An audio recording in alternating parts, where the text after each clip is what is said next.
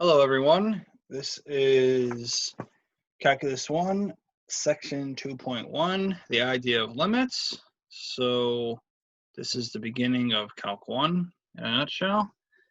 So basically, what we can start out with is suppose I want to find the average velocity of a particle, moving along a certain path.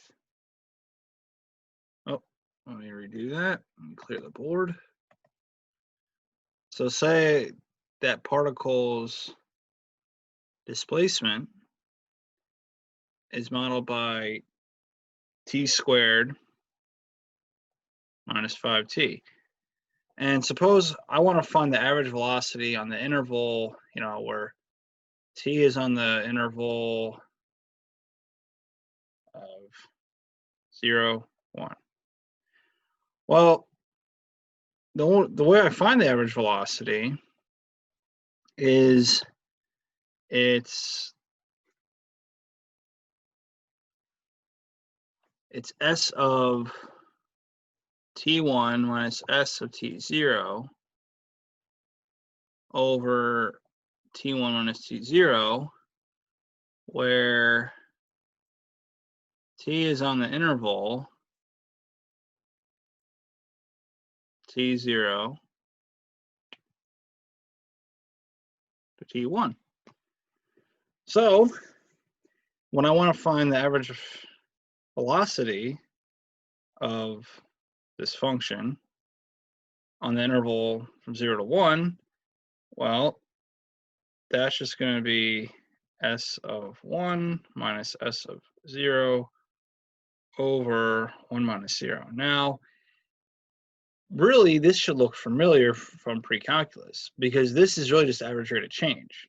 It's the same exact formula, the average rate of change. So that's how you can think of the average velocity, is just the average rate of change. So I plug in 1, that gives me 1 minus 5, which is negative 4, minus, I plug in 0. Well, 0 minus 0 is 0. This just gives me 1. So negative 4 over 1, which is negative 4. So that means the average velocity from 0 on the interval 0 to 1 for the function t squared minus 5t is negative 4.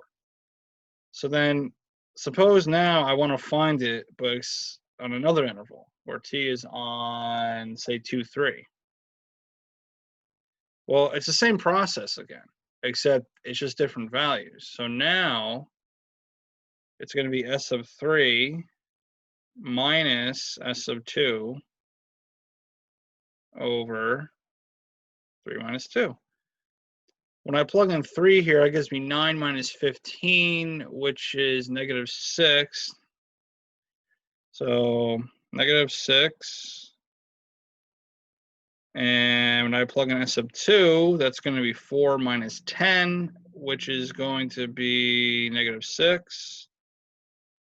So I'm minusing negative 6 here. And then, of course, 3 minus 2 is 1. Well, negative 6 minus negative 6 is just plus here. So negative 6 plus 6 is 0. So 0 over 1 is just 0. So that means the average rate of velocity is just 0. So that means that the velocity doesn't change from where t, that means the velocity doesn't change at t equals 2 seconds to t equals 3 seconds. It means they're exactly the same at those given times. So now let's go into something else. Well, now suppose I want to find the instantaneous velocity. Instantaneous velocity is just, okay, what is the speed at this exact moment in time? So the example I always use to explain this to students is this. Suppose I have this line segment. Say it's a road. This is, point A to point B, and say this is, we have a car here. I'm clearly not the best artist. But the average rate of change, okay, that tells me the average rate of change. But say I want to know the instantaneous velocity right here, where say this is t equals, I don't know, say 3 seconds. Well, in order to do that, right, it winds up being a limit.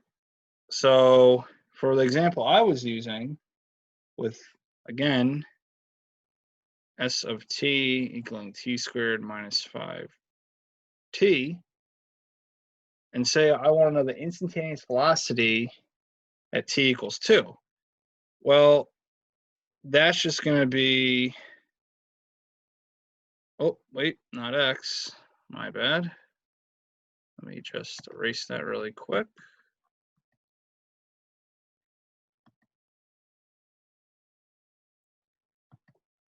And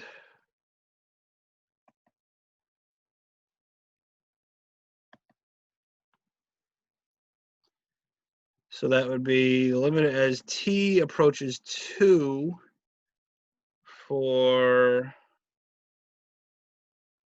s of t minus s of 2 over t minus 2. So the thing is with this function, if I plug in 2 directly here, it's going to be undefined. But what I can do is just make a table of points, okay? So say I want to know, going back to the example I used before, where t was on the interval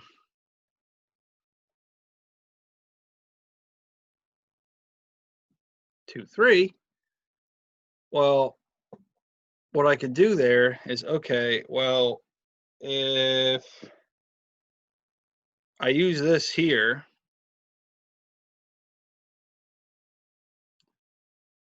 all right, well, first of all, let's simplify it.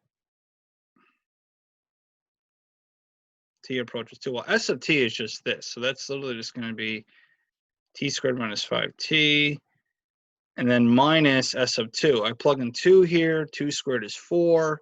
Negative 5 times 2 is negative 10. 4 minus 10 is negative 6. So then minus a negative 6 is just going to make it plus all over t minus 2. So I'd want to make a table of points. So if say I have t on the interval 2, 3. All right, this is t interval. I'll put int for short. And then this would just be the velocity v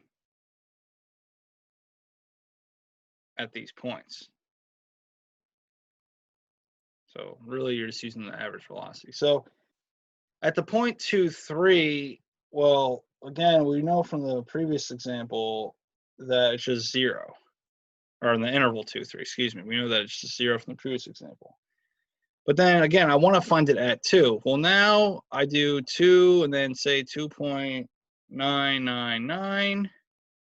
Again, I take these, the values of the intervals and plug it into here. So for 2, 3, it'd be s of 3 minus s of 2 over 3 minus 2. This one would be s of 2.999 minus s of 2 over 2.999 minus 2. And that's what happens. So then for this would be, so in this interval, the average velocity is negative 0.001. Then the next table, all right, the next interval, now I'm going to get even closer. Let's do 2.8. So 2 to 2.8. And you notice how I'm really trying to get to 2.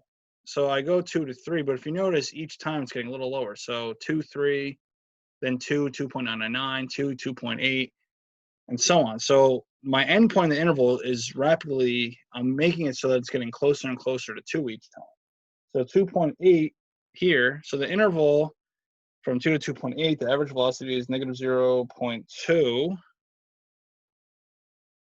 right, and I just keep doing this. So then the next one, I'm gonna do 2, 2.5. So at 2, 2.5, it gives me negative 0.5 or negative half. It's the same thing.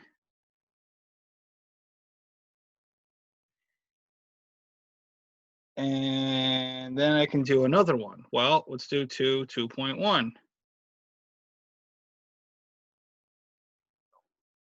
That gives me negative 0.9.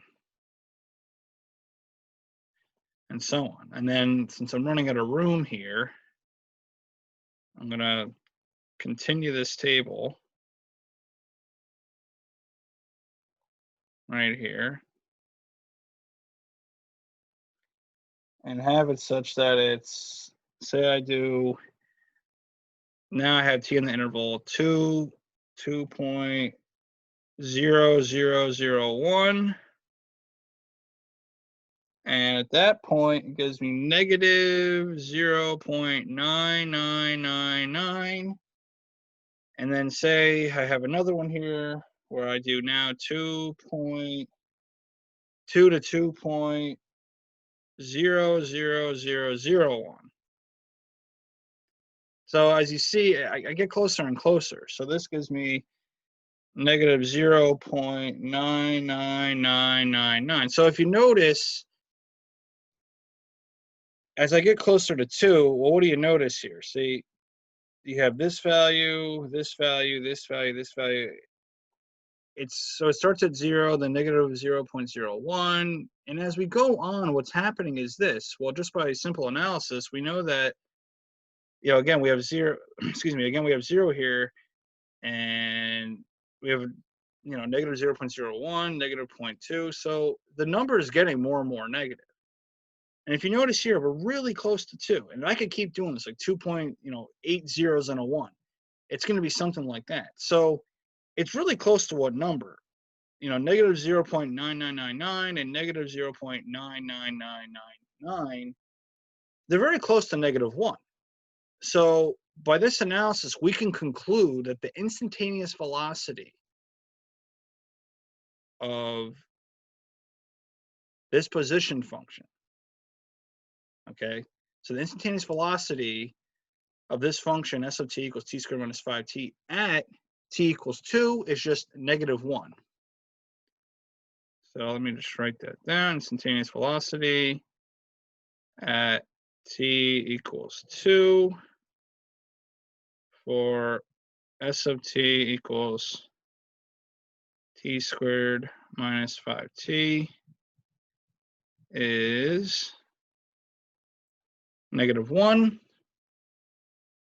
So keep in mind too, if they give you units, say they have meters per second, which is usually what velocity is measured in, make sure to write the units in. So that's pretty much the whole idea. This is the idea of limits. This is an application of it. Later on in the course, you'll learn a much easier way to do this. This is just to explain the whole theory. I hope this video helps, and see you guys next time, and have a great day.